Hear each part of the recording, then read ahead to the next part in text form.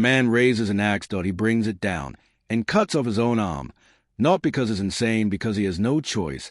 This is what survival looks like when the world has already ended. The year is somewhere in the near future. Scientists tried to fix climate change. They released a chemical called CW7. It was supposed to cool the Earth. It worked too well. The entire planet freezes over. Every city, every field, buried under ice. Every human being dead. Almost every animal gone. But a man named Wilfred had prepared. He built a train that never stops. A train circling the entire Earth once every year. 400,000 kilometers a track. Endless. Relentless. Alive. The last humans alive on this train. And from the very beginning, they are not equal. At the front of the train, luxury, fine food, warm beds, champagne. The rich live like royalty on rails.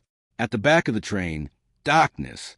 Hundreds of people crushed into freezing compartments. No sunlight, no freedom, and almost no food. The guards feed the poor one thing, a black protein bar. Rubbery, tasteless, barely enough to survive. But here's what makes it even worse. The guards don't just control the food. They control everything. If a prisoner steps out of line, punishment is immediate and brutal. One man spoke up. He raised his voice against the guards. They drag him outside, into minus 30 degrees. They held his arm out the window for 7 minutes. And then, silence. His arm shatters, frozen solid. And they bring what's left back inside. This is the warning. This is what happens when you resist. And that changes everything. Because a man named Curtis has been watching, planning, waiting, burning with rage. He's been living in the back for years. He remembers what it felt like to have nothing. He remembers the hunger, the humiliation, and he has decided he will not die in the dark. Curtis builds a plan. Quiet, careful, deadly. He gathers a small team. Namgong, a security expert. Gilliam, the elder, the wise man, the one Curtis trusts completely. Their goal, reach the engine, take control of the front of the train, overthrow Wilfred, end the system. Then comes the moment. They overpower the guards. They fight their way forward, car by car. Each section of the train is a different world. The poor pass through aquariums, classrooms, nightclubs, sushi restaurants, things they have never seen, things they were never supposed to see. The sheer injustice of it, visible with every step they take forward. But the guards don't stop fighting back. In a dark tunnel, axes swinging in pitch black, men die on both sides. Curtis loses people he loves, but he keeps moving. But here's what nobody knew. Gilliam, the elder Curtis trusted with his life, was working with Wilfred all along. Every uprising, every plan, every rebellion, Wilfred knew. He designed it. The revolution was never a threat to the system. It was part of the system. The poor were allowed to rebel just enough to thin their numbers, to keep the population at a manageable size.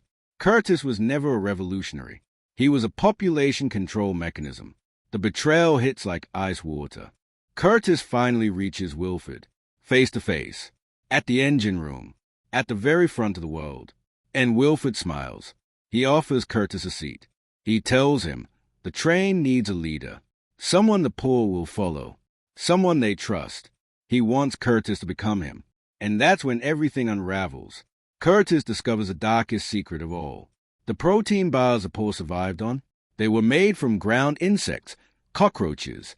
The children who disappeared from the back of the train, taken to the engine, used as replacement parts.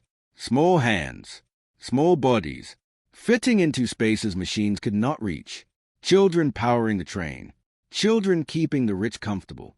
Curtis is shattered, not just by what he hears, by what he remembers. Because at the start, in the darkest days, he did something unforgivable too. Something he has carried for years. A sin he cannot speak out loud. Then comes the final twist. Namgong reveals that the ice outside is melting. The freeze is ending. The world is coming back. They don't need the train anymore. They need to get off. He detonates an explosive at the side of the train. The explosion triggers an avalanche. The train derails. Hundreds die in an instant. And then, silence. 2 survivors crawl from the wreckage. A young girl, a teenage boy. They stand in the snow, the first humans to touch the Earth's surface in years. And in the distance, far away on a mountain slope, something moves. A polar bear. Life.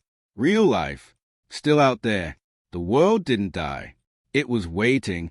Snowpiercer isn't just a movie about a train. It's about every system that keeps the powerful comfortable and the rest of us quiet. It's about what happens when people finally decide they have nothing left to lose. And that ending, that polar bear, is one of the most debated endings in sci-fi history. So I want to ask you something. Do you think Curtis made the right choice at the end? Drop your answer in the comments. I read every single one.